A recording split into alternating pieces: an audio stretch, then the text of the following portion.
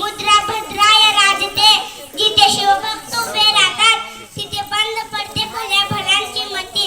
जिथे शिवभक्त उभे राहतात तिथे बंद पडते भल्या भल्यांची मती.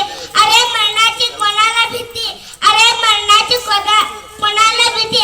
आदर्श आमचे राजे शिव छत्रपती, आदर्श आमचे राजे शिव छत्रपती. छत्रपती शिवाजी महाराज म्हणजे कोण? छत्रपती शिवाजी महाराज म्हणजे कोण?